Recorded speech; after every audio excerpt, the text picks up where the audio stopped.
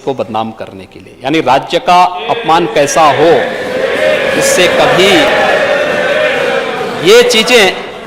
ये चीजें मैं देख के ताज्जुब करता हूं कि इसको यहां पर कैसे वो किया जाता है।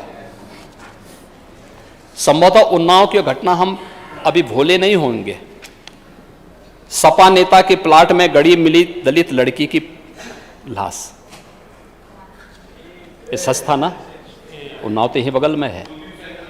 और ये उन्नाव के अंदर समाजवादी पार्टी के नेता के प्लॉट में उनके द्वारा इस घटना को अंजाम देने की बात सामने आई थी। ललितपुर में एक नाबालिग बालिका के साथ एसपी नेता के द्वारा दुष्कर्म की बात सामने आने पर फिर उसकी गिरफ्तारी भी हुई। ये बात भी सबके सामने है। यही नहीं,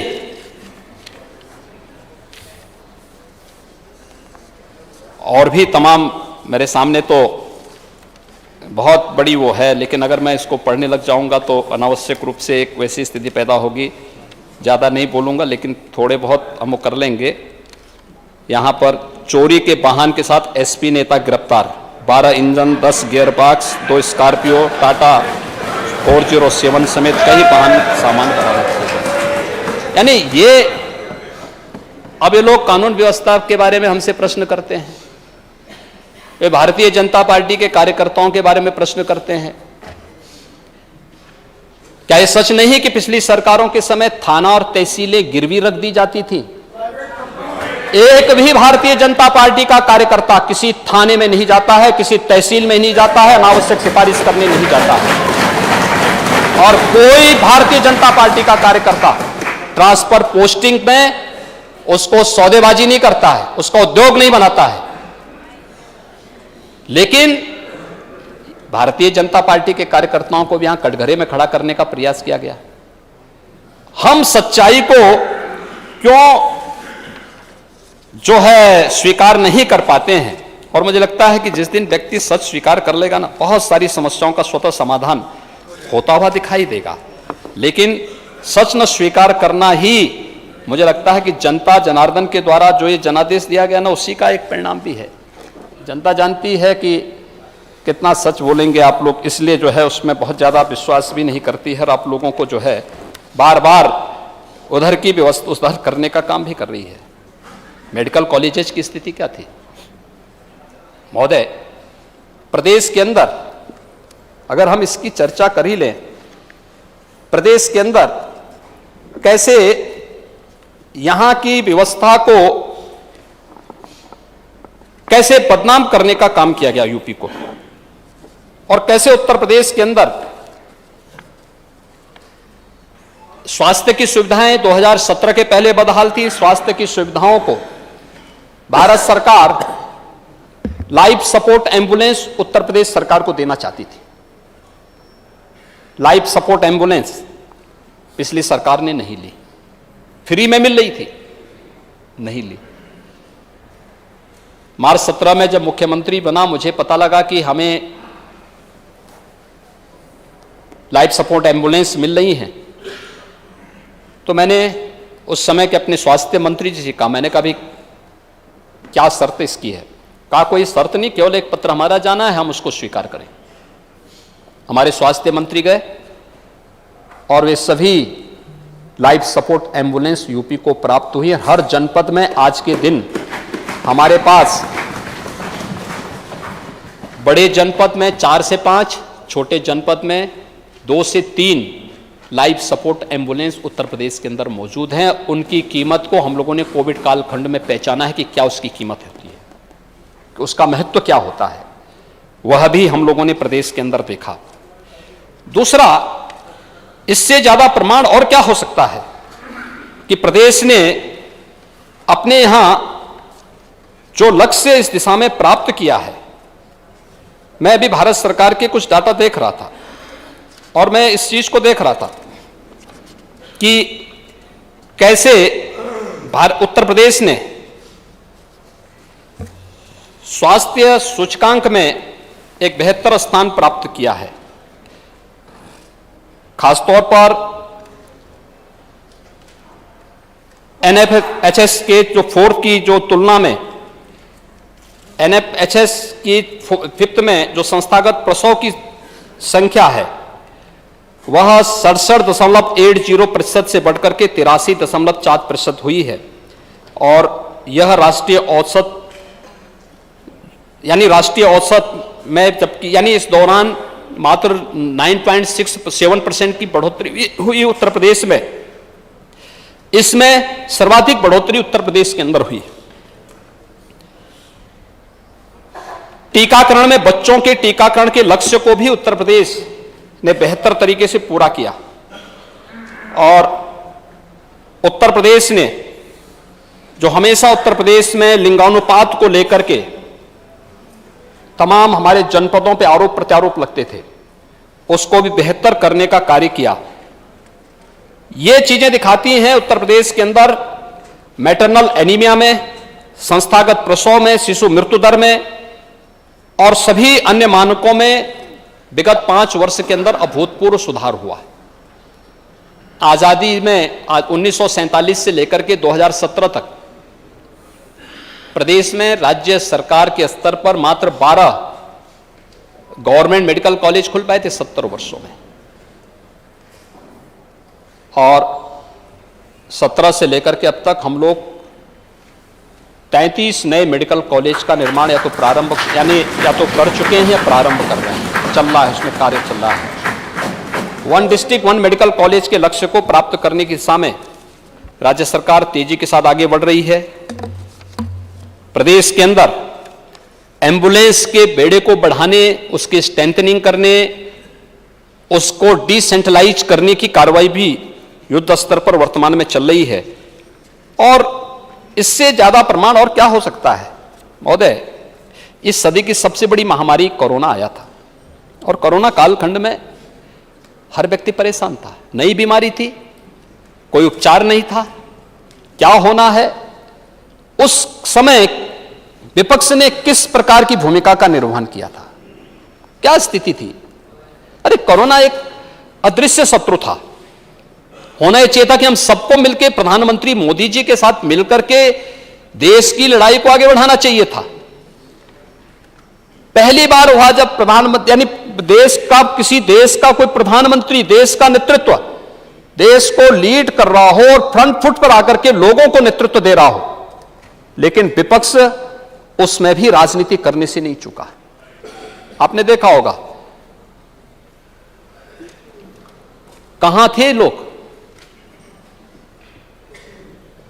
लॉकडाउन के दौरान, जरूरतमंदों को भोजन देने में किसी का पता नहीं। राजनीतिक विपक्षी दलों के नेता गायब, उनके कार्यकर्ता गायब। अकेले भारतीय जनता पार्टी थी जिसने प्रधानमंत्री मोदी जी के निर्देशन पर उस समय एक अभियान छेड़ा, सेवा ही संगठन है, यानी सेवा को संगठन मान करके हम सेवा करेंगे, अपनी जान की परवाह नहीं करेंगे और सेवा ही संगठन है। भारतीय जनता पार्टी का कार्यकर्ता, विचार परिवार का कार्यकर्ता, राष्ट्रीय स्वयंसेवक संघ का कार्यकर्ता एक एक घर में गया, एक एक व्यक्ति को सहायता देने में उसने किसी भी प्रकार की कोई कोताही नहीं बरती, कोई भेदभाव नहीं किया, हर एक घर तक पहुंचा था और सरकार भी उसी आधार पर प्रधानमंत्री मोदी जी के नेतृत्व में काम कर रही थी।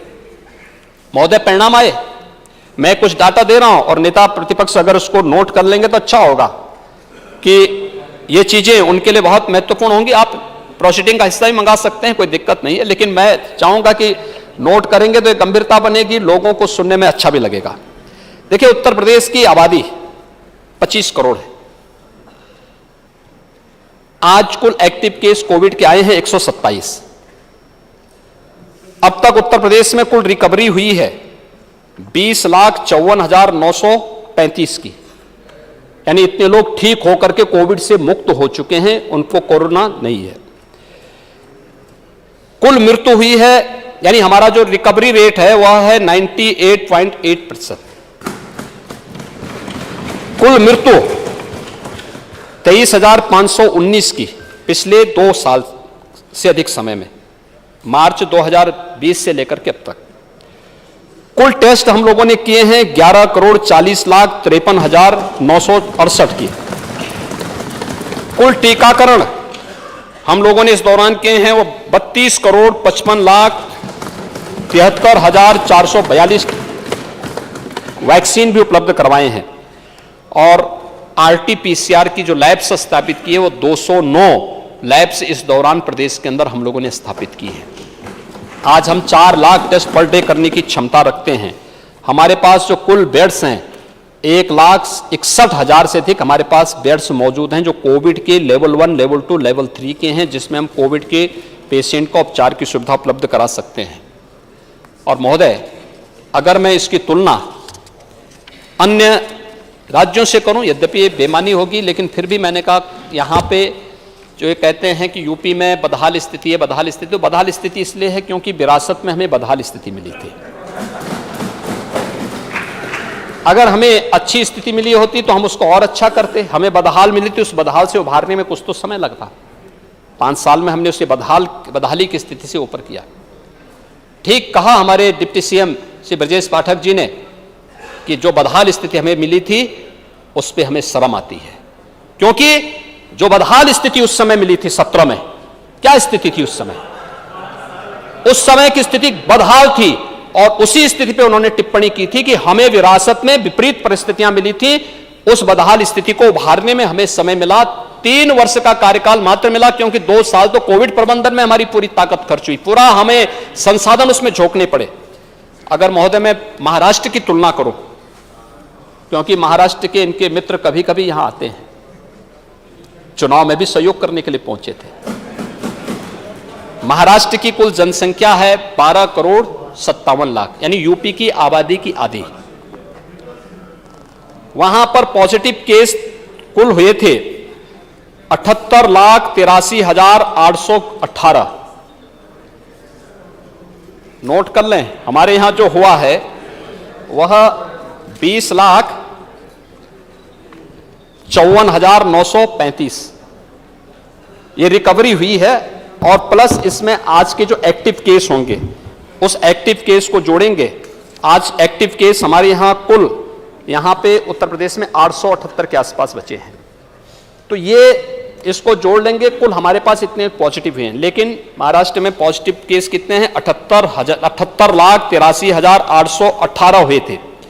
मृत्यु हुई 1,47,857 की, 1,47,857।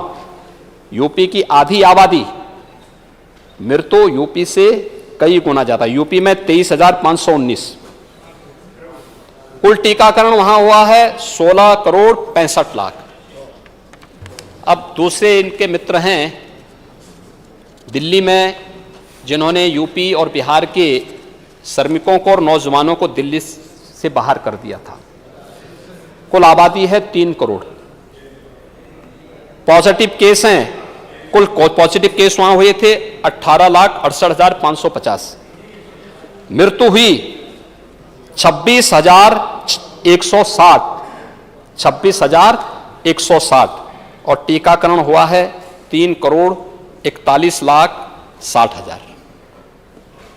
अब दुनिया में भी इनको बताते हैं, जहां से हमारे नेता प्रतिपक्ष आकर के इन्होंने इंफ्रास्ट्रक्चर को देखा है पहली बार, यानी एक्सप्रेसवे कैसे बननी चाहिए, उनको जहां लगता था कि वहां ज्यादा बेहतर है वहां का प्रबंधन भी देख लेना। यूएस में कुल आबादी है 33 करोड़।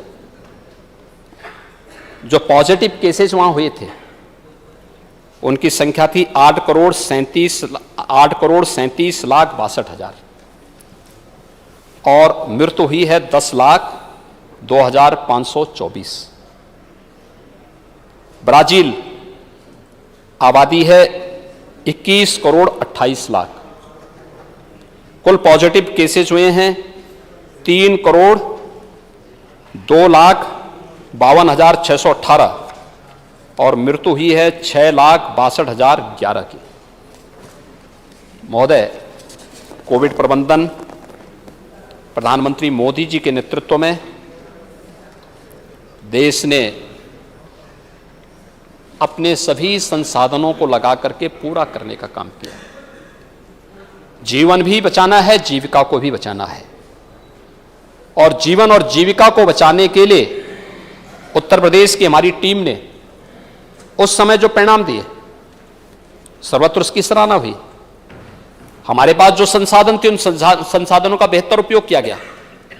हम लोगों ने अपने स्तर पर पूरे प्रयास किए। हर स्तर पर एक एक व्यक्ति हमारे लिए अमूल्य था। आवश्यकता पड़ी, हम फील्ड में निकले, कहीं कोई कोताही नहीं बरती। उन सबके प्रति हमारी संवेदना है जिन्होंने अपने प्रियजनों को खोया है। और उस दौरान फ्री में टेस्ट, फ्री में उपचार, फ्री में वैक्सीन, फ्री में खाद्यान्न, ये सभी सुविधाएं भी हर एक व्यक्ति को उपलब्ध करवाने का कार्य भी पूरे देश के अंदर हुआ है और उत्तर प्रदेश ने भी उसका पालन किया गया। ये सभी चीजें हुई। ये अगर इसमें विपक्ष के मित्रगण भी सहभागी बनकर के इस कार्यक्रम में और अच्छे ढंग से आगे बढ़ाने में योगदान देते तो जनता जनार्दन के सामने भी इसका अच्छा मैसेज जाता। उनके मन में भी बात जाती कि देखिए, इनके मन में एक रुचि है, लोग कार्य करना चाहते हैं, अच्छा भाव होता। लेकिन हमारे मित्रगण इस बारे में सोचने की फुर्सत ही नहीं थी और उन्होंने ये सभी कार्य अपने स्तर पर उन्होंने उस समय उसे ऐसे ही हल्केपन से लेने का काम किया था। और बहुत सारे लोगों ने तो वैक्सीन भी नहीं ली, कहा साहब हम वैक्सीन नहीं लेंगे। कितने लोग गुमराह हुए इससे, जिम्मेदार, बहुत नुकसान हुआ होगा। लेकिन कोई ले ना ले, लेकिन आप सार्वजनिक रूप से क्यों बोल रहे हैं? और वैक्सीन ये बीजेपी की नहीं होती है, व्यक्ति विशेष की नहीं होती, वैक्सीन देश की वैक्सीन थी। हमें गौरव की अनुभूति होनी चाहिए, हमें सबको इस बारे में कहना चाहिए था। कैसे आप कह सकते हैं कि वैक्सीन बीजेपी वैक्सीन है? कैसे आप कह सकते हैं मोदी वैक्सीन है? प्रधानमंत्री जी ने सबको दिया। सच है कि कोविड कालखंड में प्रधानमंत्री जी ने उन लैब्स का दौरा किया, सरकार की तरफ से उन्हें इंसेंटिव दिए, सहयोग किया, प्रोत्साहित किया। और पहली बार इतिहास में भारत ने किसी महामारी के रहते हुए अपने यहां वैक्सीन बनाई। एक नहीं, 6 वैक्सीन भारत के अंदर बनी। 2 वैक्सीन भारत के नागरिकों को भी लगी। 100 से अधिक देशों को भारत ने वैक्सीन की आपूर्ति की। और आज वही तो कारण है कि वैश्विक स्तर पर भारत का सम्मान बढ़ा है।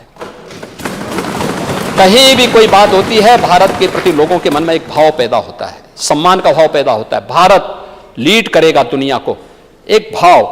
यही कारण है क्योंकि उस प्रकार के कार्यक्रम किए गए। हमें जहां पे देश के सम्मान की बात आएगी, मुझे लगता है दलीय उससे ऊपर उठ करके हमें देश के साथ खड़ा होना होगा। क्या ये बड़ा मन अटल जी ने नहीं किया था? 1971 के युद्ध में किया था। उस समय देश अपने दुश्मन के खिलाफ युद्ध लड़ रहा था और अटल जी ने उस समय मजबूती के साथ तत्कालीन सरकार को समर्थन किया था। क्या ये सच नहीं? जब लोकतंत्र का गला घोंटा जा रहा था, तब भारतीय जनता पार्टी, तब भारतीय जनसंघ ने अपने आप को विसर्जित करके कहा था कि लोकतंत्र को पहले बचाओ, देश को पहले बचाओ, पार्टियां बचती रहेंगे। और उस समय काम भी किया था। क्या हम इन दलीय सीमाओं से ऊपर उठकर के देश के बारे में सोच पाएंगे, अपने नागरिकों के बारे में सोच पाएंगे? और मुझे लगता है ये सोच अगर होती तो इस कभी वो नहीं होती, इस प्रकार के प्रश्न नहीं खड़े होते। यहां पे ऐसे निराश्रित गौवंश की स्थिति भी थी। ये सच है, 2017 में हम लोगों ने अवैध बूचड़खानों को प्रतिबंधित किया। हम लोगों ने उस समय पूरी शक्ति के साथ तस्करी पे रोक लगाई। गौवंश सड़कों पे आया। हमने निराश्रित गौ आश्रय स्थल खोले। निराश्रित गौ आश्रय स्थल पर सरकार ने 3 प्रकार की योजनाएं अपने लागू की। पहली योजना, जो सरकार अपने स्तर पर गौवंश के संरक्षण के लिए अपने कार्यक्रम को आगे बढ़ाएगी। 9 लाख से अधिक गौवंश इस योजना के अंतर्गत सरकार के द्वारा संचालित गौ आश्रय स्थलों पर उनका पालन पोषण हो रहा है। सरकार की नियत में कोई खोट नहीं, अच्छी मंशा से सरकार कार्य कर रही। हो सकता है कहीं लापरवाही की शिकायत होगी। लापरवाही की शिकायत वहीं आएगी जहां काम भी हो रहा हो। जहां काम ही नहीं होना तो वहां लापरवाही कहां से होनी है? हो सकता हो, मैं ये नहीं कह सकता। लेकिन सरकार ने उस गौवंश को, जो अन्नदाता किसान की फसल को नुकसान कर रहा था, उसको एक संरक्षण गृह में रख करके और उसकी व्यवस्था भी वहां पर की। और यही नहीं, हमने सहभागिता योजना के अंतर्गत भी इस कार्यक्रम को आगे बढ़ाया। अगर कोई किसान निराश्रित गौ आश्रय स्थल से गोवंश को अपने घर में रखेगा तो हम उसको 900 रुपए हर गोवंश की हर महीने उपलब्ध करवाएंगे। इसमें भी बड़ी संख्या में किसानों ने, लगभग 1,10,000 किसानों के घर में इस प्रकार का गोवंश है, उसकी देखभाल कर रहा, हर महीने सत्यापन होता है, उसके घर में पैसा जाता है। तीसरी योजना पोषण मिशन के साथ हम लोगों ने जोड़ करके देखी कि हमारे गौ आश्रय स्थल पर तमाम गाय ब्याह जाती थी, उन गायों के द्वारा, उन गायों को अगर हम किसी कुपोषित परिवार को देंगे तो कुपोषित परिवार को दूध मिलेगा और साथ साथ उसका पालन पोषण भी होगा, गाय का पालन पोषण भी होगा। और हमने उस परिवार को 900 रुपए हर महीने उस गोवंश की सेवा के बदले भी देना प्रारंभ किया। यह व्यवस्था सरकार के द्वारा संचालित है, पहले से संचालित है, लेकिन सरकार इसको और स्ट्रेंथनिंग कर रही है। गोवर्धन योजना के अंतर्गत आपने देखा होगा वाराणसी में गोबर गैस प्लांट बना करके अब उससे सीएनजी के प्रोडक्शन की कार्रवाई काशी में प्रारंभ हो चुकी है। भारत सरकार के सहयोग से हम निजी संस्थाओं को भी पीपीपी मोड पर हमने इस कार्यक्रम को आगे बढ़ाया है। एमएसएमई के अंतर्गत एक नया प्लांट हम लोगों का प्रयागराज में स्थापित हो रहा है जो सी तर्ज पर संचालित होगा। और यह प्रयोग मैं तो चाहूंगा, हमारे नेता प्रतिपक्ष बैठे, आपके कन्नौज में भी एक प्लांट हम प्रारंभ कर रहे हैं और पीपीपी मोड पर वो भी आगे बढ़ रहा है और मुझे लगता है आप देखेंगे ज्यादा अच्छा लगेगा। कन्नौज में भी वो कार्य प्रारंभ हो चुका है।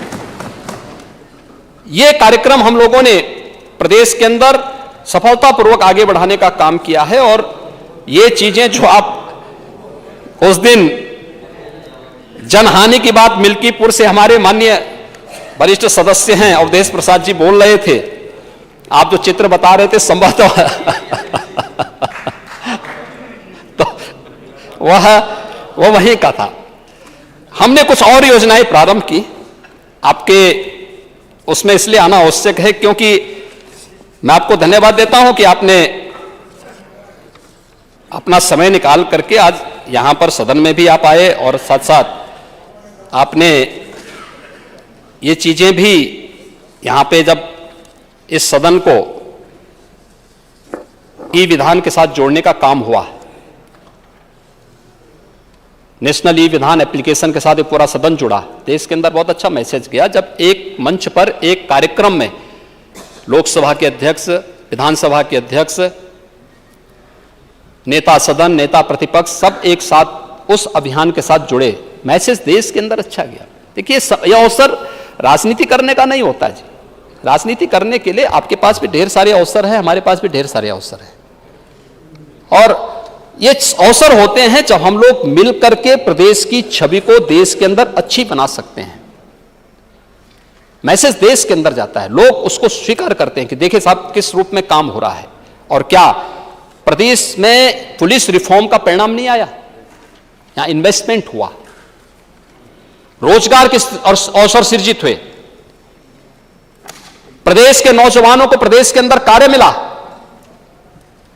और प्रदेश के अंदर इसका परिणाम किस रूप में सामने आया। यानी प्रदेश के अंदर जो हम लोगों ने जब फरवरी 18 में अपना पहला इन्वेस्टर समिट किया था, यूपी इन्वेस्टर समिट का आयोजन किया था, 4,68,000 करोड़ रुपए से अधिक के प्रस्ताव हमारे पास आए थे। 3 लाख करोड़ रुपए से अधिक के निवेश प्रस्ताव हम लोगों ने जमीनी धरातल पर उतारने के कार्य भी किए।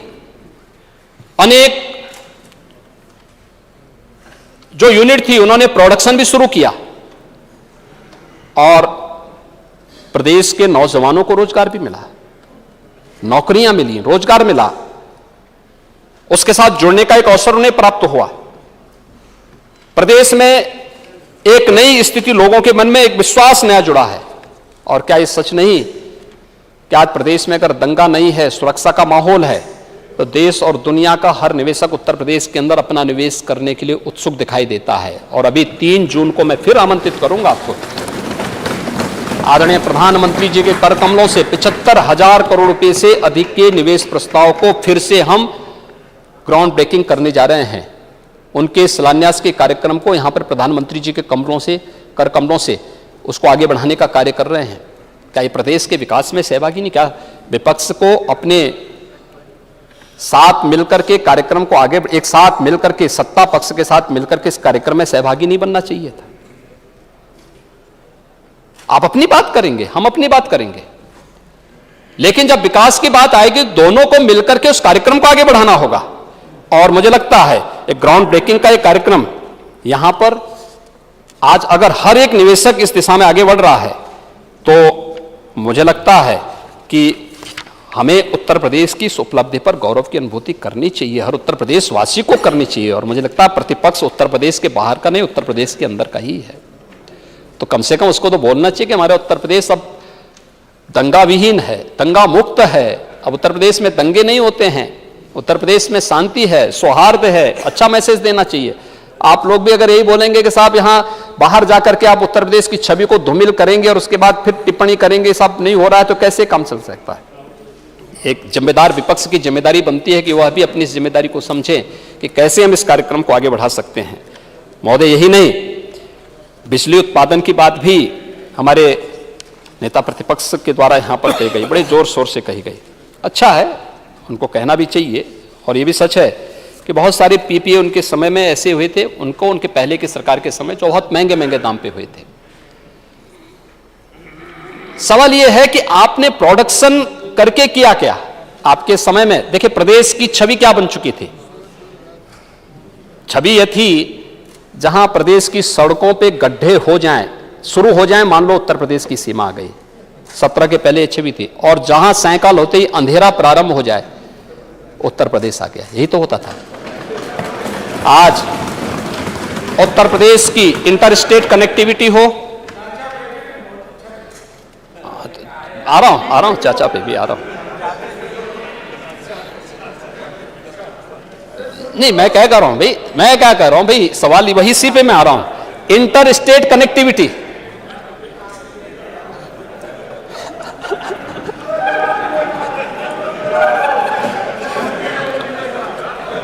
चाचा के नाम पे लोग आज भी इतना वो कर रहे हैं।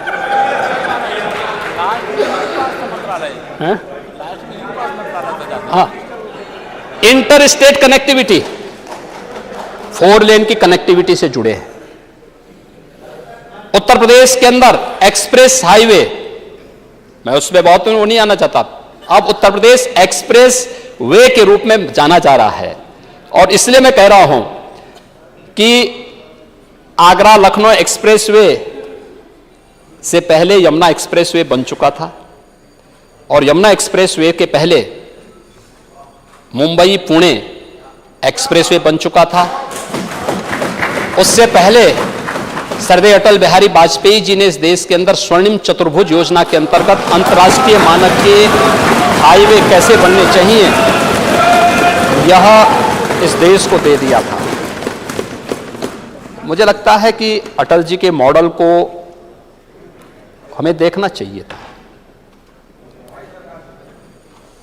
और स्वर्णिम चतुर्भुज योजना के अंतर्गत या हाईवे के हम अंतर्राष्ट्रीय मानक के हाईवे यहां बना सकें, और उस प्रकार के कार्य आजादी के बाद पहली बार हुआ था। और सरदार अटल जी ने उस समय जो निर्णय लिया था, लोग बोलते थे क्या ये हो पाएगा, आखिर हुआ ना। और ये कार्य आज यूपी के अंदर पिछले 5 सालों के दौरान हुआ। कनेक्टिविटी बेहतर हुई, एक्सप्रेस हाईवे बने, पूर्वांचल एक्सप्रेसवे प्रधानमंत्री जी ने 9 नवंबर में राष्ट्र को समर्पित कर दिया है। बुंदेलखंड एक्सप्रेसवे जून महीने में पूरा हो जाएगा, इसका भी लोकार्पण की तैयारी हमारी चल रही, उसी भव्यता के साथ करेंगे जैसे पूर्वांचल एक्सप्रेसवे का किया गया था। गोरखपुर लिंक एक्सप्रेसवे पर भी हमारा कार्य युद्ध स्तर पर चल रहा है।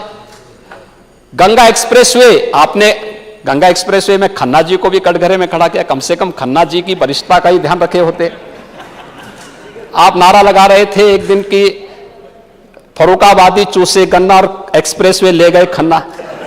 मुझे लगता है कि खन्ना जी ने विकास के कार्यक्रम को अपने यहां मॉडल दिया, लेकिन साथ साथ फर्रुखाबाद को भी हम लोग लिंक वे के साथ जोड़ रहे हैं। फर्रुखाबाद को भी गंगा एक्सप्रेसवे और हम लोग फिर दोषी एक्सप्रेसवे के साथ जोड़ करके संकिसा जैसे स्थानों के भी बेहतर उन्नयन के लिए, उसके विकास के लिए भी सरकार कार्य कर रही है। कम से कम आप लोगों को इससे बचना चाहिए भी। वरिष्ठों का सम्मान होना चाहिए। अवधेश प्रसाद जी हमारे वरिष्ठ सदस्य हैं, हम लोग उनका सम्मान करते हैं। खन्ना जी वरिष्ठ सदस्य हैं, हमें उनका सम्मान करना चाहिए, वरिष्ठतम सदस्यों में से हैं, हमें उनका सम्मान करना चाहिए, क्योंकि ये वरिष्ठता देखिए अनुभव पर आधारित होती है। और मैं तो चाहूंगा कि वरिष्ठता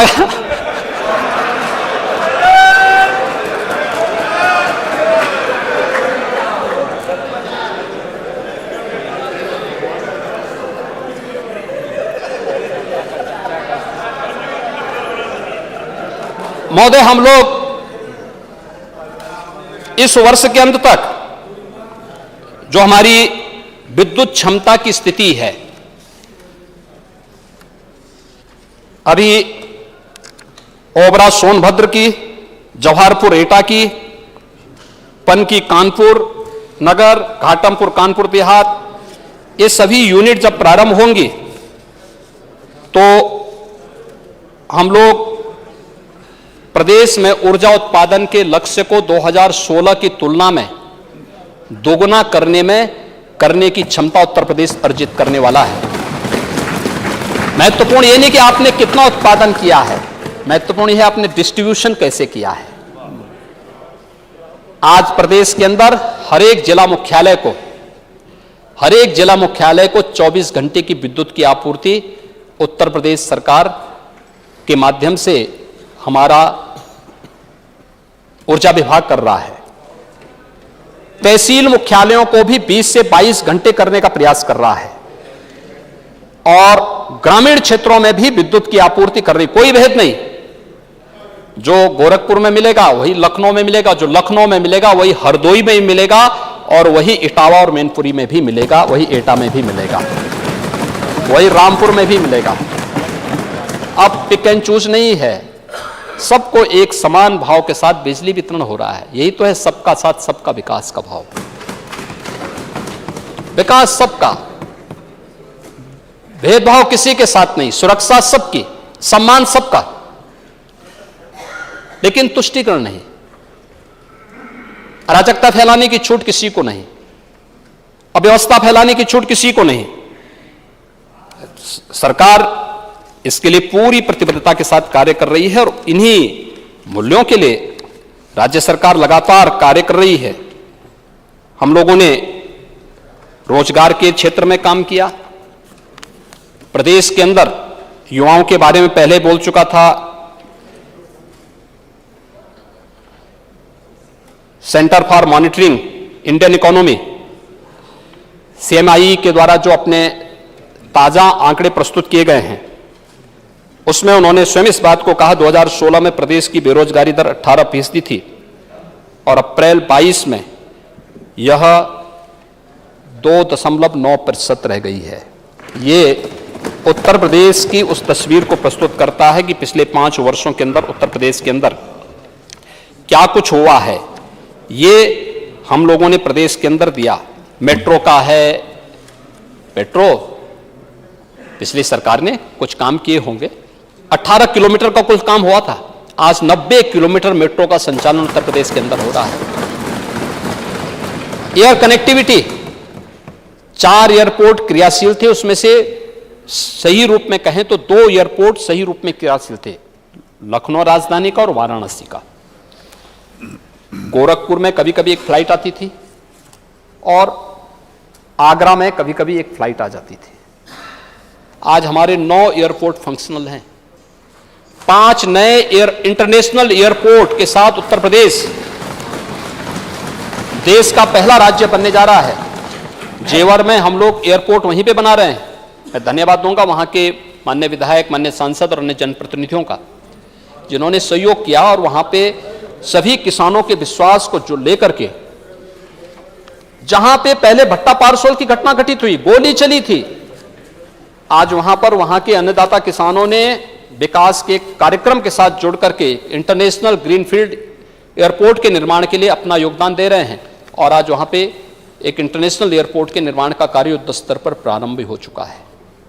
आज उत्तर प्रदेश में बहुत सारे ऐसे कार्यक्रम आगे बढ़ रहे हैं जिन कार्यक्रमों को लेकर के देश और दुनिया के बीच में एक उत्सुकता है, उत्सुकता, वन डिस्ट्रिक्ट वन प्रोडक्ट का कार्यक्रम अपने परंपरागत उद्यम को आगे बढ़ाने के लिए। आखिर हमारी कोई जिम्मेदारी बनती थी। आज जब मैं मुरादाबाद जाता हूं, मुरादाबाद का हमारा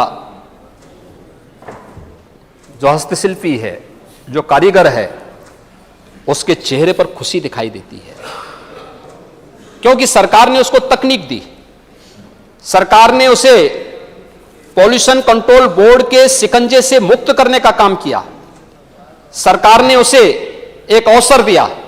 और मेरे पास मुरादाबाद भदोई के हस्तशिल्पी आए थे, कारीगर आए थे, इन्होंने कहा कि हमें कोरोना कालखंड में कहा कि हमें एक्सपोर्ट करना अपने प्रोडक्ट को। हमने कहा हम लोग इसमें सहयोग करेंगे, हमने उसे सपोर्ट किया। आज उत्तर प्रदेश 1,56,000 करोड़ रुपए के अपने उत्पाद को एक्सपोर्ट कर रहा है। उत्तर प्रदेश एक्सपोर्ट स्टेट बन सकता है, आज उत्तर प्रदेश में हो रहा है। ओडीओपी की ताकत है, हमारे परंपरागत उद्यम की ताकत है।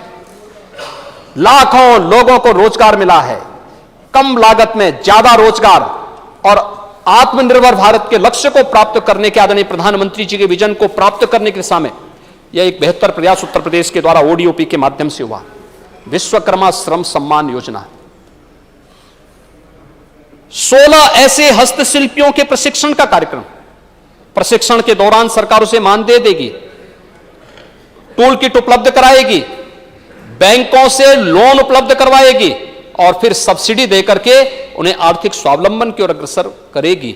इस पर युद्ध स्तर पर कार्य हुए हैं, टूल किट उपलब्ध कराए गए, चाहे वह माटी कला बोर्ड के माध्यम से हो या अन्य तमाम कार्यक्रमों के माध्यम से।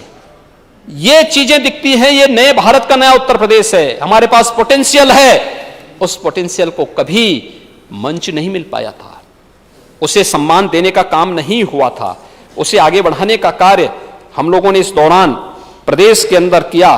और आज उसी का परिणाम है कि उत्तर प्रदेश आज जिस दिशा में आगे बढ़ा है वह नए भारत का नया उत्तर प्रदेश है। और नए भारत के इस नए उत्तर प्रदेश की दिशा से मुझे आज आप सबसे यही कहना है, कुछ चीजें हैं जिसको लेकर के अक्सर लोग बहुत बात करते हैं, और मुझे लगता है मैं अपने नेता प्रतिपक्ष से एक बात और कहूंगा कि जब हम सत्ता में रहते हैं तो हमें बहुत सारे कार्य ऐसे करने चाहिए जिसमें लोगों को यह लगना चाहिए कि पूरा प्रदेश उसमें अपने को जोड़ा हुआ महसूस करे। देखिए, आपकी कार्य पद्धति आपको पहचान दिलाएगी, नाम जोड़ने से आपको पहचान नहीं मिलने वाली। आप कितना भी बोल लें कि फलाना समाजवादी, समाजवाद को आप लोगों ने एक मृग तृष्णा बना दिया है। और मुझे लगता है, देखिए, जब समाजवाद की बात होती थी, डॉक्टर लोहिया की चर्चा होती थी, जयप्रकाश जी की चर्चा होती थी, संघर्षशील नेताओं की चर्चा होती थी। आज समाजवादी पार्टी में मुझे लगता है कि डॉक्टर लोहिया पे मैं लेखनी कभी कभी केवल शिवपाल जी की देखता हूं, कभी कभी उनका उनका आर्टिकल देखने को मिलता है।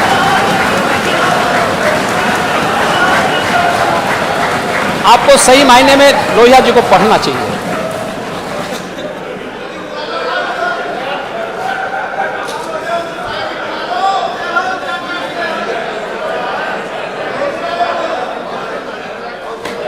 लोहिया जी को पढ़ना चाहिए। लोहिया जी ने बहुत सारी चीजें कही थी, लेकिन जब आप आज समाजवाद की बात करते हैं और समाजवाद की जो स्थिति देखते हैं, लोगों को लगता है ये अस्वाभाविक है, अप्राकृतिक और अमानवीय हो गया है। लोग इसको स्वीकार करने को तैयार नहीं है। और सही कहूं, पूरा प्रदेश राम राज्य का पक्षधर बन चुका है।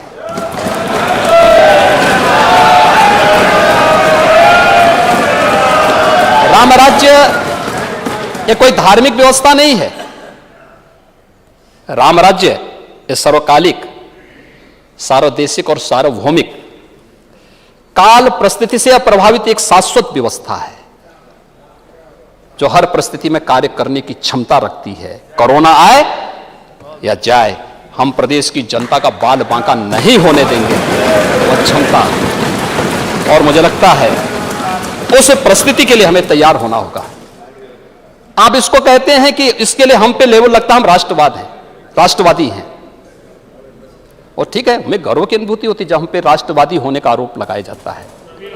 हर व्यक्ति को होना चाहिए, और मेरा यह मानना है हर व्यक्ति को राष्ट्र भावना से उत्प्रोत होना चाहिए। राष्ट्र भावना से विहीन व्यक्ति की स्थिति तो चूहे जैसी हो जाती है। चूहे की स्थिति आप देखते हैं ना, जिस घर में रहेगा उस घर का अन्न भी खाएगा और उस घर में होल करके उसकी नींव को भी धंसाने का काम करता है। तो चूहा बनने की बजाय राष्ट्रवादी बनना श्रेयस्कर है, और मुझे लगता है इस बात को हमें ध्यान में रखना होगा। उन चीजों को लेकर अगर हम आगे बढ़ सकें तो बहुत अच्छा होगा। और मैं चाहूंगा कि हमें इस दिशा में बहुत एक लंबी यात्रा प्रदेश के अंदर आगे बढ़ानी है। 25 करोड़ लोगों की आकांक्षाएं हैं, आपसे भी, इस पक्ष से भी, सबसे, हर जनप्रतिनिधि से। देखिए, हर जिले में, हर विधानसभा सीट पे भारतीय जनता पार्टी अपना दल है, निषाद पार्टी नहीं।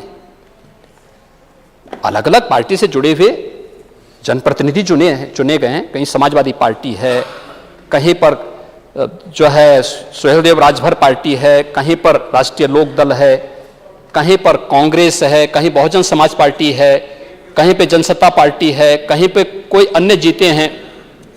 अलग अलग दल अलग अलग विधानसभा सीट में जीते हैं। हर एक की अपनी अपेक्षाएं हैं, विकास की अपनी आकांक्षाएं हैं, और उस विकास की इस यात्रा को मिलकर के आगे बढ़ाने की आवश्यकता है। राज्यपाल जी का अभिभाषण उसी बात का प्रतिनिधित्व कर रहा है। उन्होंने किसी एक विधानसभा और एक दल की बात नहीं की, पूरे प्रदेश की बात की। उस प्रदेश के विकास की यात्रा को साथ साथ मिलकर के चलने की आवश्यकता है। सत्ता पक्ष विपक्ष जब विकास के साथ एक स्वर से बोलेगा, हमारे राजनीतिक मतभेद हो सकते हैं, हम उसको लेकर के आगे बढ़ेंगे, लेकिन विकास की इस यात्रा में, क्योंकि एक लंबी यात्रा है और इस यात्रा में रास्ते अलग अलग हो सकते हैं, लेकिन मिलकर के आगे बढ़ना होगा। तब उत्तर प्रदेश आदरणीय प्रधानमंत्री जी के विजन के अनुरूप उन लक्ष्यों को प्राप्त करने में सफल होगा। ये यात्रा साथ साथ आपकी भी चल रही, हमारी भी चल रही है, लेकिन अंतर यही है, हम साथ साथ भी हैं और पास पास भी हैं। लेकिन आप साथ साथ तो हैं, लेकिन पास पास तो हैं, लेकिन साथ साथ नहीं हैं। यही अंतर है।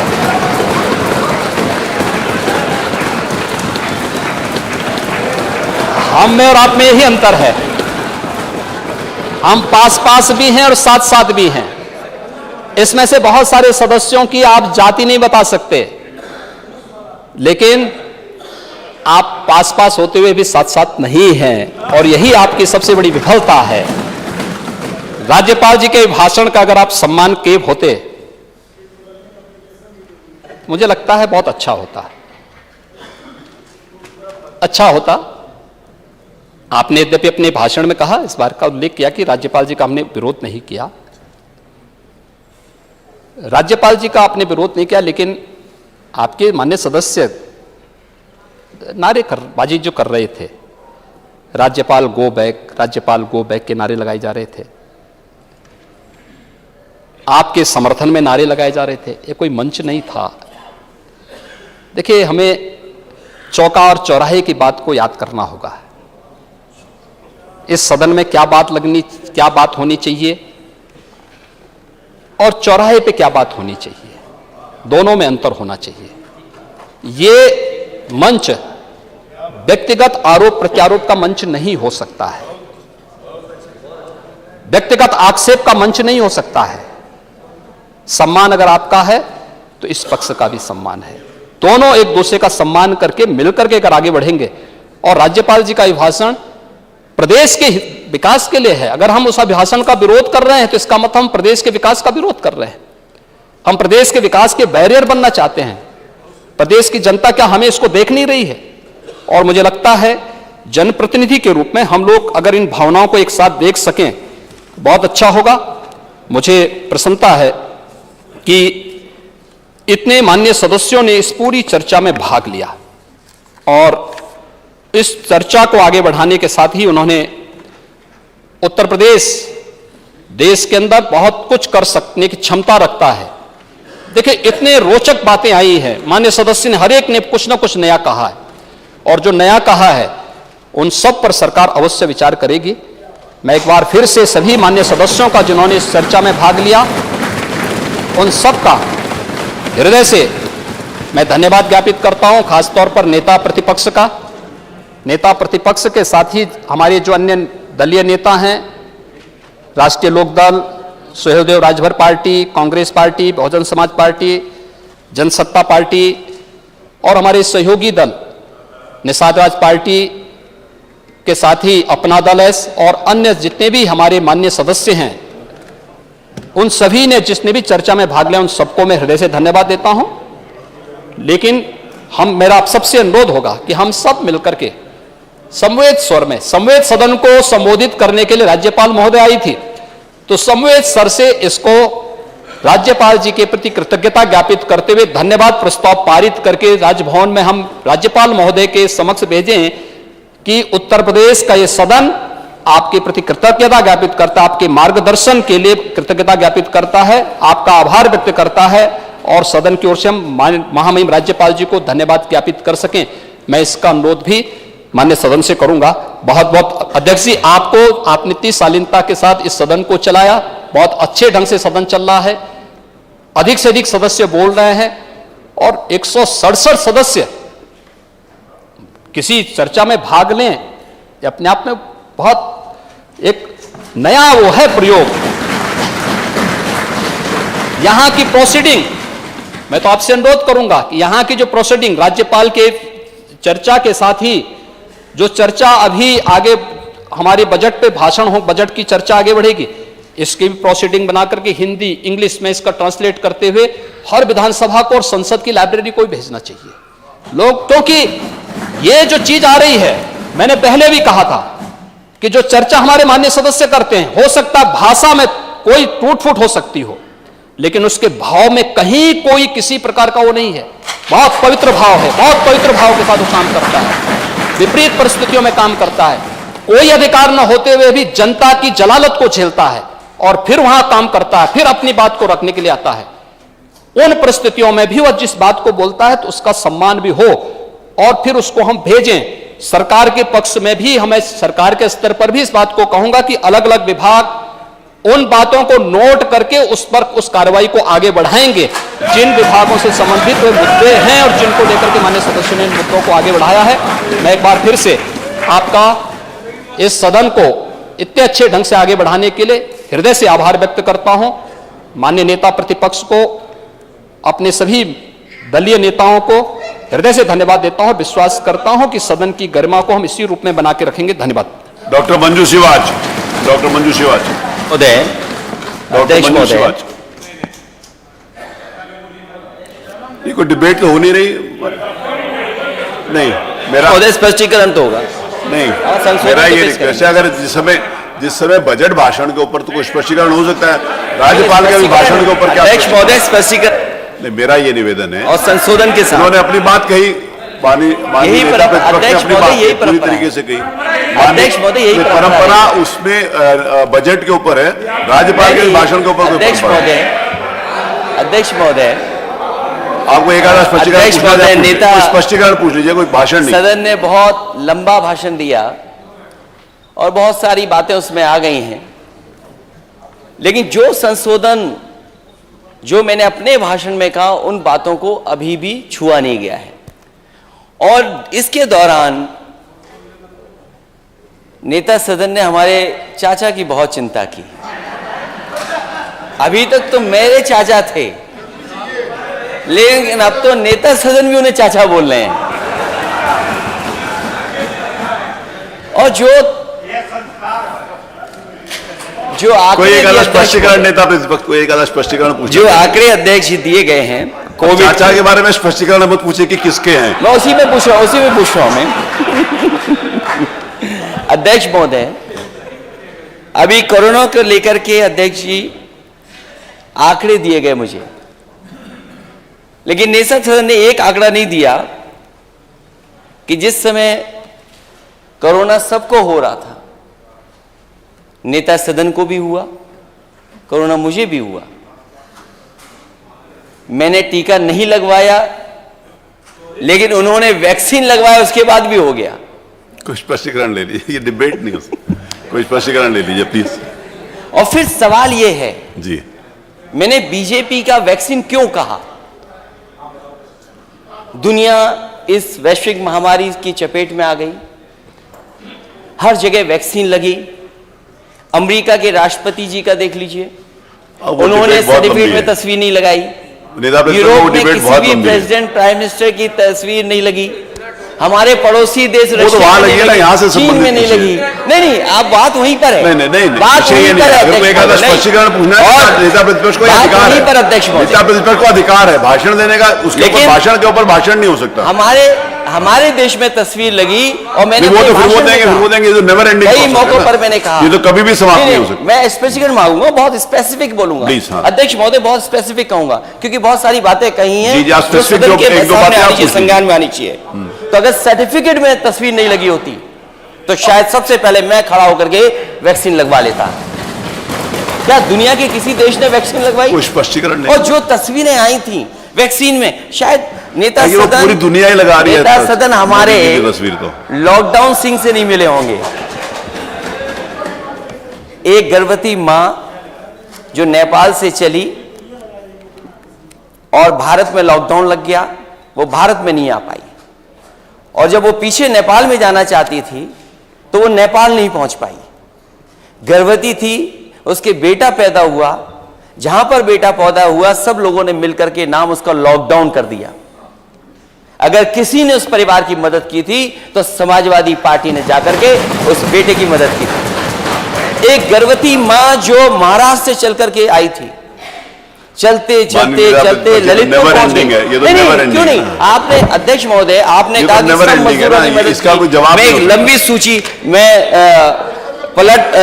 अध्यक्ष महोदय आपके माध्यम से मुख्यमंत्री जी तक और संशोधन में ये सूची भी आ जाए कि किसी भी मजदूर की, मरने वालों की एक सरकार ने मदद नहीं की। अगर किसी ने मदद की थी तो समाजवादी सरकार ने मदद की। डॉक्टर मंजू सिवाल जो बात कह रहे हैं चीनी मिलों को लेकर के कि अभी भुगतान हो गया है, अध्यक्ष महोदय सरकार ये कहती है बजट भाषण होगा उसके ऊपर नहीं, अभी अध्यक्ष महोदय ये बात नहीं, अध्यक्ष जी भाषण पे कर लीजिए। अध्यक्ष जी, नेता प्रतिपक्ष चाहे तो भाषण में भी है। मैं ये जानना चाहता हूँ कि चीनी मिल मोहद्दीनपुर का बकाया है कि नहीं है? 1309 बकाया है। दोराला चीनी मिल का 4112 बकाया है। किनौनी चीनी मिल का बकाया 4911 है। मवाना चीनी मिल का बकाया है। नगरा मल का बकाया 3831। सतौती चीनी मिल का बकाया है 952। गंगा सरकारी चीनी बकाया, मोरना का 68 करोड़ बकाया है। एहसाना का 300 करोड़ बकाया है। नहीं है मानवर, ये तो शामली का 295 बजट के ऊपर बोलिए ना, बकाया है। खाना भवन का 300 बकाया है। और ये सारी बातें आपको कहने का अधिकार है। बजट वाली बात इसको भी मैं जोड़ता हूँ। और जहाँ तक सवाल बेरोजगारी का है, मैं ये कहना चाहता हूँ, बजट पर चर्चा होगी, कोई बजट के ऊपर इसको पूरा डिटेल बोलिएगा। घोटाला नहीं हुआ। बजट पर चर्चा होगी, UPPCL paper leak, subordinate paper leak, tubewell operator paper leak, UP आरक्षी पर्चे गलत पटे, ग्राम विकास अधिकारी धांधली, रिजल्ट के बाद धांधली के आरोप, ये गलत exam paper leak, UPTT paper leak, forest परीक्षा रद्द, सहायता बजट में है। आप कोरोना वॉरियर बोलते हैं, आप कोरोना वॉरियर का 9000 कोरोना के समय काम किए उनको नौकरी से निकाल दिया गया। जो डॉक्टर उस समय अपनी जान जोखिम में लेकर के इलाज करा रहे थे उनको निकाल दिया। ये सरकार आखिर कैसी सरकार? इन तमाम कई चीजें सवाल करूंगा। प्रस्तुत धन्यवाद। प्रस्ताव में माननीय नेता विरोधी दल के द्वारा ओर से प्रस्तुत किए गए संशोधन प्रस्ताव को माननीय नेता प्रतिपक्ष ने जो संशोधन प्रस्ताव दिए हैं, मैं उन संशोधन प्रस्ताव को मतदान के लिए प्रस्तुत कर रहा हूं। प्रश्न ये है कि प्रस्ताव में अंत में निम्नलिखित को जोड़ दिया जाए। किंतु खेद है कि श्री राज्यपाल ने अपने अभिभाषण में निम्नलिखित का उल्लेख नहीं किया। ये नेता प्रतिपक्ष की तरफ से ये आया। एक सेकंड, मैं आप ही के प्रस्ताव के ऊपर वोट कर रहा हूं। प्रश्न ये है कि राज्यपाल के अभिभाषण के संबंध में जो संशोधन प्रस्ताव माननीय विरोधी दल नेता ने दिया है उससे यह सदन सहमत है। जो माननीय सदस्य इसके पक्ष में होकर कृपया हाँ कहें, जो माननीय सदस्य इससे सहमत नहीं है तो कृपया ना कहें। माननीय सदस्यों के पक्ष में जो नहीं की संख्या अधिक है, अतः यह संशोधन का प्रस्ताव अस्वीकृत हुआ। इसके अतिरिक्त अन्य संशोधन के प्रस्ताव भी जो उपस्थित किए गए वो अस्वीकृत समझे जाएंगे। प्रश्न ये है कि सदन श्री राज्यपाल के अभिभाषण के लिए जो उन्होंने राज्य विधानमंडल दल के साथ संवेद दोनों सदनों के समक्ष दिनांक 23 मई 2022 को दिया गया है, कृतज्ञता पूर्वक धन्यवाद प्रकट करता है। जो माननीय सदस्य इसके पक्ष में हो कृपया हाँ कहें, जो माननीय सदस्य के विरोध में हो कृपया नहीं कहें। हाँ की संख्या अधिक है, अतः यह प्रस्ताव स्वीकृत हुआ। मत संख्या 8 में कुछ नहीं है। मत संख्या 9 doctor DC Verma. Doctor DC Verma उपस्थित है? कहां है? चलिए, आपकी याचिका प्रस्तुत की हुई मानी गई। मत संख्या 10 माननीय डॉक्टर नीरज वोरा, आपकी याचिका उपस्थित की हुई मानी गई। मत संख्या 11 डॉक्टर मुकेश वर्मा, सारे डॉक्टर ही हैं। डॉक्टर मुकेश वर्मा हैं, आपकी याचिका उपस्थित की हुई मानी गई। मत संख्या 12 डॉक्टर शिव प्रताप यादव, आपकी उपस्थिति की हुई मानी गई। मत संख्या 13 श्री अतुल प्रधान, आपकी याचिका उपस्थित मानी गई। मत संख्या 14 श्री अनिल प्रधान, आपकी याचिका उपस्थित की मानी गई। मत संख्या 15 इंजीनियर सचिन यादव, आपकी याचिका उपस्थित की मानी गई। मत संख्या 16 श्री कैलाशनाथ शुक्ला, आपकी याचिका उपस्थित की मानी गई। मत संख्या 17 श्री गुलाम मोहम्मद, आपकी याचिका उपस्थित की मानी गई। मत संख्या 18 श्री गौरीशंकर वर्मा। श्री गौरीशंकर वर्मा जी नहीं है, इनको दोबारा देनी पड़ेगी याचिका। मत संख्या 19 श्री जवाहर लाल राजपूत उपस्थित हैं? हाँ, उधर हैं, आप पीछे बैठते। मत संख्या 20 श्री दीपक कुमार मिश्र। श्री दीपक कुमार मिश्रा नहीं है, इनकी ये को दोबारा देनी पड़ेगी। मत संख्या 21 श्री प्रभात कुमार वर्मा, आपकी याचिका उपस्थित की मानी। मत संख्या 22 श्री प्रेम नारायण पांडे, आपकी याचिका उपस्थित की मानी। मत संख्या 23 श्री बंबालाल दिवाकर जी, आपकी याचिका उपस्थित की। मत संख्या 24 श्री ब्रजभूषण राजपूत, आपकी याचिका भी उपस्थित मानी गई। मत संख्या 25 श्री मनीष असीजा, आपकी याचिका प्रस्तुत की मानी। 26 श्री मनोज कुमार पारस, अभी तो थे, आपकी याचिका भी उपस्थित की मानी गई। मत संख्या 27 श्री मनोज पांडे, आपकी याचिका भी उपस्थित की मानी गई। मत संख्या 28 श्री महेश त्रिवेदी, आपकी याचिका भी उपस्थित की मानी गई। श्री 29 श्री मूलचंद सिंह निरंजन, आपकी याचिका भी उपस्थित है। मत संख्या 30 श्री मोहम्मद फहीम इरफान, आपकी याचिका भी उपस्थित है। मत संख्या 32 श्री रविदास मल्होत्रा। मत संख्या 31 श्री रमापत शास्त्री जी, आपकी याचिका भी उपस्थित की मानी गई। श्री रामचल राजभर। मत संख्या 33 श्री राकेश पांडे। राकेश पांडे जी हैं? नहीं है, इनको दोबारा लगानी पड़ेगी। श्री रामचल जी राजभर, आपकी याचिका उपस्थित की मानी गई। 34-35 श्री राजेंद्र प्रसाद चौधरी, आपकी याचिका उपस्थित है। श्री राजेंद्र सिंह जी पटेल, आपकी याचिका उपस्थित है। श्री रामचल जी राजभर जी, आपकी याचिका भी उपस्थित की मानी गई। श्री रामफेरन पांडे जी, आपकी याचिका भी है, उपस्थित है। श्री विशंबर सिंह यादव जी अनुपस्थित है, इनको दोबारा देना पड़ेगा। मत संख्या 40 श्री वीरेंद्र यादव जी, धन्यवाद, आपकी उपस्थिति की मानी। श्री श्याम सुंदर जी, आपकी उपस्थिति की मानी गई। मत संख्या 42 श्री श्रीकांत कटियार जी, आपकी भी उपस्थिति की मानी गई। मत संख्या 43 श्री संजय शर्मा, आपकी भी मान ली गई। श्री सुरेंद्र चौरसिया 44 इधर हैं। श्री हरीश गंगवार 45, श्री हरीश गंगवार नहीं है, इनको दोबारा देनी पड़ेगी। श्री हाकिम लाल जी बिन आपकी उपस्थित मानी। श्री हाजी इरफान सोलंकी, ये हमारे कानपुर का है, बार बार बाहर चला जाता है, उसको कहिए बैठा करें, नहीं दोबारा देनी पड़ेगी। श्रीमती सरिता भदौरिया उधर हैं, आपकी उपस्थिति की मानी गई। मत संख्या 48 श्रीमती मनीषा अनुरागी, आपकी उपस्थिति की मानी। मत संख्या 49 सरिता भदौरिया जी का ले लिया गया। मत संख्या 50 विशेषाधिकार का कोई प्रश्न नहीं है। मत संख्या 51 नियम 315 के अंतर्गत कोई अभी सूचनाएं नहीं है। 52 में मंत्रियों के द्वारा वक्तव्य नहीं है। मत संख्या 53 माननीय श्रीमती आराधना मिश्रा मोना जी। माननीय अध्यक्ष जी, यह सदन भातखंडे राज्य संस्कृति विश्वविद्यालय अध्यादेश 2022 का अनुमोदन करता है।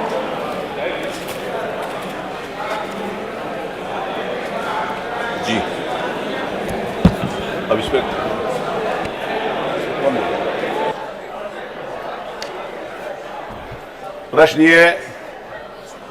प्रश्न ये है कि यह सदन भारत खंडे राज्य सांस्कृतिक विश्वविद्यालय अध्यादेश 2022 का अनुमोदन करता है। जो माननीय इसके सदस्य के पक्ष में हो कृपया हाँ कहें, जो माननीय सदस्य इसके विरोध में हो कृपया नहीं कहें।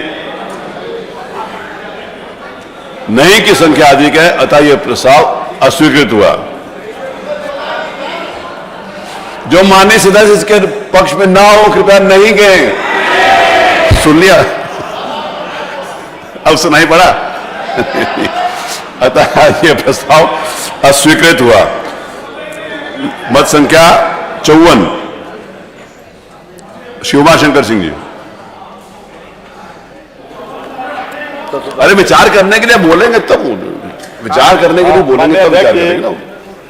भारत वही विचार करके रखेंगे।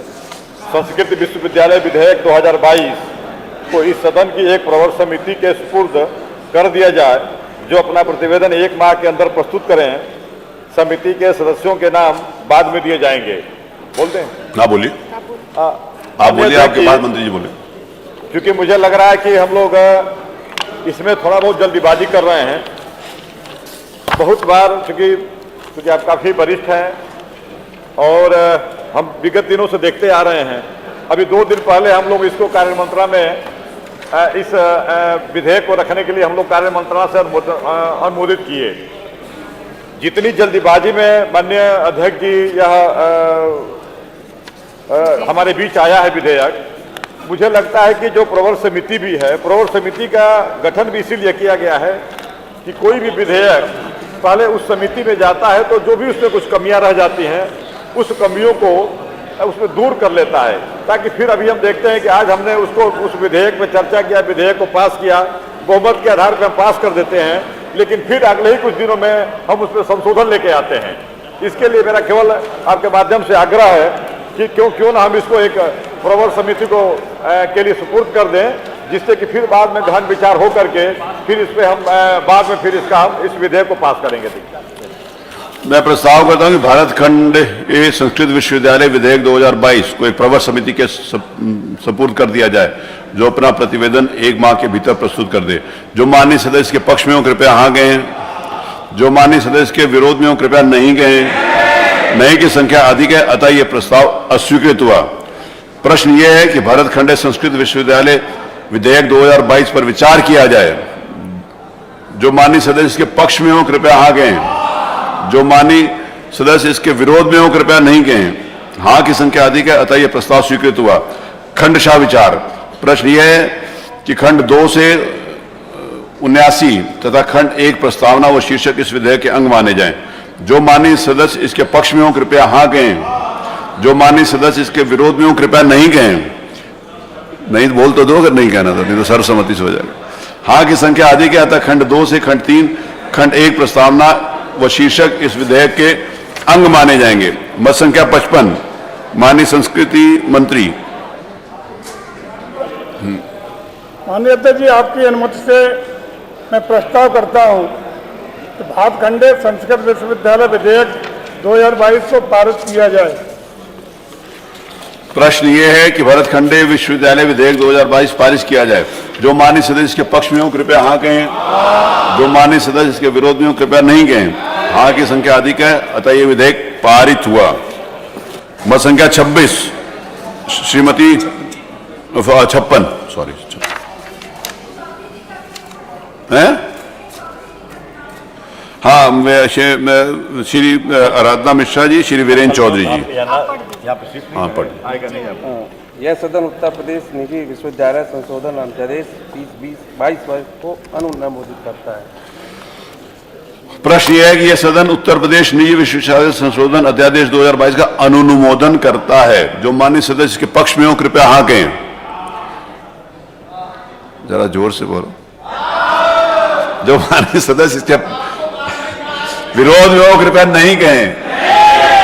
नहीं की संख्या अधिक है, अतः यह प्रस्ताव अस्वीकृत हुआ। मत संख्या 57 माननीय उच्च शिक्षा मंत्री, मत संख्या 57 माननीय उच्च शिक्षा मंत्री, बताइए, बोलिए। माननीय अध्यक्ष जी, आपकी अनुज्ञा से मैं उत्तर प्रदेश निजी विश्वविद्यालय संशोधन विधेयक 2022 पर कुछ प्रकाश डालना चाहता हूं। संशोधन भी है जी, तो संशोधन रखने देना। पहले तो संशोधन हो तो रखिए ना, आप रखिए नहीं रहे। मान्यवर, मैं आपकी अनुमति से मत संख्या 57 सॉरी, ठीक है, आप रखिए कि उत्तर प्रदेश निजी विश्वविद्यालय संशोधन विधेयक 2022 को इस सदन की एक प्रवर समिति के सुपुर्द कर दिया जाए, जो अपना प्रतिवेदन 1 माह के अंदर सदन में प्रस्तुत करे। समिति के सदस्यों का नाम बाद में दिए जाएंगे। मान्यवर, हम कई बार इस सदन में निजी विश्वविद्यालय विधेयक लाने का काम किया गया, कई बार उस पर चर्चा भी हुई। मान्यवर, बार बार कोई न कोई कमी रह जाती है, जिसके कारण हम फिर उसकी रूप में ले आ रहे हैं। तो इसलिए मान्यवर, निश्चित रूप से अगर इसका विस्तार से अध्ययन हो, लोग देखें, एक एक पॉइंट पर बहस करके उसको रखा जाए, तो हमें बार बार लाने की आवश्यकता नहीं पड़ेगी। इसलिए मैं ये चाहता हूं कि हम बहुत जल्दबाजी में हम इस विधेयक को पास करके, जैसा कि माननीय मुख्यमंत्री जी ने कहा कि एक मॉडल विश्वविद्यालय एक्ट हम ला रहे हैं निजी विश्वविद्यालय का, जिससे किसी के सामने अलग अलग निजी विश्वविद्यालयों को एक्ट को हमें न लाना पड़े।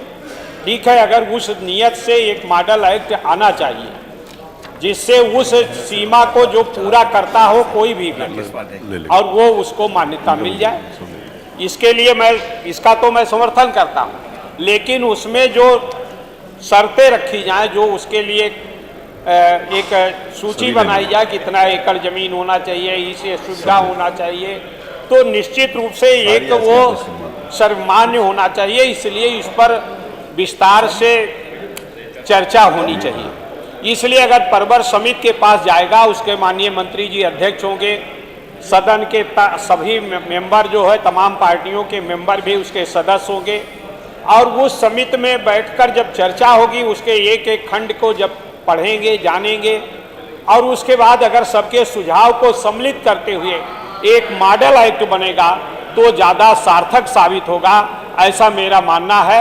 इसलिए इस पर निश्चित रूप से विचार करना चाहिए, और माननीय मंत्री जी को स्वयं ये प्रस्ताव करना चाहिए कि इसको प्रवर समिति के सामने ले जाने का। धन्यवाद। अध्यक्ष जी, इस विधेयक को बहुत सोच समझ के लाया गया है, बड़ा विचार विमर्श करके लाया गया है। इससे पूर्व कोई विधेयक ही नहीं था जो कि निजी विश्वविद्यालय को आच्छादित करता। 2019 में ये विधेयक आया, और इसके अंदर निजी विश्वविद्यालयों की स्थापना करने और विद्यमान निजी विश्वविद्यालयों को निगमित करने तथा उनके कृत्यों को विनियमित करने के उद्देश्य से यह विधेयक में संशोधन और विधेयक लाया गया। इस अधिनियम की धारा 4 में नए विश्वविद्यालय की स्थापना हेतु प्रस्ताव प्रस्तुत किए जाने, धारा 5 में प्रस्ताव का मूल्यांकन किए जाने और धारा 6 में अध्यक्ष जी आशय पत्र निर्गत किए जाने विषयक प्रावधान विहित किए गए हैं। प्रायोजक संस्था द्वारा आशय पत्र की शर्तों का अनुपालन कर शपथ पत्र प्रस्तुत करने पर ही राज्य सरकार संतुष्ट होने की स्थिति में धारा 7 के प्रावधान के अनुसार इस अधिनियम की अनुसूची में नए विश्वविद्यालयों के नाम सम्मिलित कर उसका संचालन करने की अनुमति देती है। आज उत्तर प्रदेश में अधिक से अधिक विश्वविद्यालय निजी विश्वविद्यालय खुले, शिक्षा का स्तर बढ़े, गुणवत्ता बढ़े, प्रतिस्पर्धा हो, इसलिए इसको मैं प्रस्तुत करता हूं अब सदन के अंदर। मैं प्रस्ताव करता हूं जी माननीय आदरणीय श्री माता प्रसाद जी पांडे। विधेयक लाया जा रहा है, इसके पहले इस विधानसभा से बहुत सारे विधेयक ला करके यूनिवर्सिटीज बनाई गई। उस समय भी मैं उसमें कई बार कमियों की तरफ इशारा किया जाता था और उसमें ये होता था कि उसमें संशोधन किया जाए, लेकिन आप इसमें ये स्पष्ट कुछ बता ही नहीं रहे हैं। आप एक Ramkrishna and sons charitable trust Nai Delhi द्वारा एक विश्वविद्यालय बनवा रहे हैं और जिसको एक मॉडल मानकर जो सारे प्राइवेट यूनिवर्सिटीज बनी हुई हैं पहले, उनको उसके मॉडल पर लाना चाहते हैं। तो क्या ये बताएं कि जो पुरानी जो यूनिवर्सिटियां बनी हैं उसमें भी कोई संशोधन इस मॉडल से होगा कि नहीं होगा? अगर करना है तो वो जो पहले से चल रहे हैं उनका क्या होगा? वो उस समय के एक्ट के अनुसार बने, इसलिए उसमें उनको बाध्यता नहीं दी जाएगी कि इनको पूरा करें। लेकिन ये जो इन्होंने स्पेसिफिक एक नाम लिया IILM का, ये वो नए संशोधन के फ्रेमवर्क में बनाया गया है और एक आदर्श रूप में इसको स्थापित किया है। आगे आने वाले जो विश्वविद्यालय होंगे वो इसी फ्रेमवर्क में रहेंगे।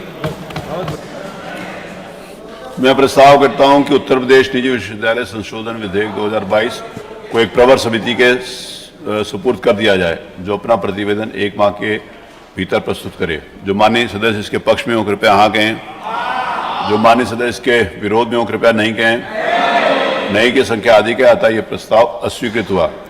प्रश्न ये है कि उत्तर प्रदेश निजी विश्वविद्यालय संशोधन विधेयक 2022 पर विचार किया जाए। जो माननीय सदस्य इसके पक्ष में हो कृपया हाँ कहें, जो माननीय सदस्य इसके विरोध में कृपया नहीं कहें। हाँ की संख्या अधिक है, अतः यह प्रस्ताव स्वीकृत हुआ। खंडशः विचार। प्रश्न यह है कि खंड 2 से 3 तथा खंड 1 प्रस्तावना व शीर्षक इस विधेयक के अंग माने जाएं। जो माननीय सदस्य इसके पक्ष में हो कृपया हाँ कहें, जो माननीय सदस्य इसके विरोध में हो कृपया नहीं कहें। हाँ की संख्या, हाँ इधर भी हाँ आ गया, दोनों तरफ हाँ। हाँ की संख्या अधिक है, अतः खंड 2 से खंड 3 तथा खंड 1 प्रस्तावना व शीर्षक इस विधेयक के अंग माने जाएं। मत संख्या 59 को मैं मत संख्या 58 श्री उच्च शिक्षा मंत्री जी, माननीय उच्च शिक्षा मंत्री, मत संख्या 58। मैं आपकी अनुज्ञा से प्रस्ताव करता हूं कि उत्तर प्रदेश निजी विश्वविद्यालय संशोधन विधेयक 2022 को पारित किया जाए। प्रश्न यह है कि उत्तर प्रदेश निजी विश्वविद्यालय संशोधन विधेयक 2022 पारित किया जाए। जो माननीय सदस्य के पक्ष में हो कृपया हाँ कहें, जो माननीय सदस्य के विरोध में हो कृपया नहीं कहें। हाँ की संख्या अधिक है, अतः विधेयक पारित हुआ। मैं मत संख्या 59 को आगे बढ़ा देता हूं, फिर उसके ऊपर बाद में चर्चा करेंगे। मत संख्या 51। आज नियम वही मत संख्या 60 तो बोला हूँ, नियम 51 की। नियम 51 मैंने मत संख्या 60 नियम 51 के अंतर्गत आज नियम 51 के अंतर्गत 111 सूचनाएं प्राप्त हुई। मैं सभी सदस्यों को बधाई देता हूं कि इतनी सूचनाएं लगाते हैं, लेकिन मेरे पे थोड़े सा दबाव कम बनाए क्योंकि देनी 20 है। 81 लोगों को तो नाराज होना ही पड़ेगा, मेरी मजबूरी है। 30 अब रोज 10-10, 20-20, 30-30 अपना तो कुछ किया नहीं, सब मेरे से करवा लेना। वो तो है ही है, आपकी कल हो गई थी, आपकी नहीं होगी आज। क्रम से एक श्री रामचंद्र यादव हैं। श्री प्रभात कुमार वर्मा जी, डॉक्टर रागिनी, ठीक, श्री राकेश प्रताप सिंह, मैं बोल दूंगा, आप ही ने कटवाया है। श्री अमिताभ वाजपेयी, श्री सुरेश कुमार, श्री मुकेश चौधरी,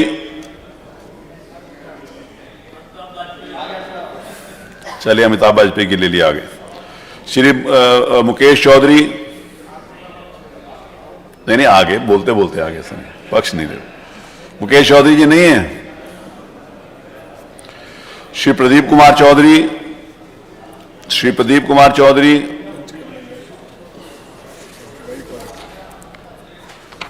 सुबेरे जिद करके लगवाते हैं और बैठते नहीं। श्री अजय कुमार बागपत,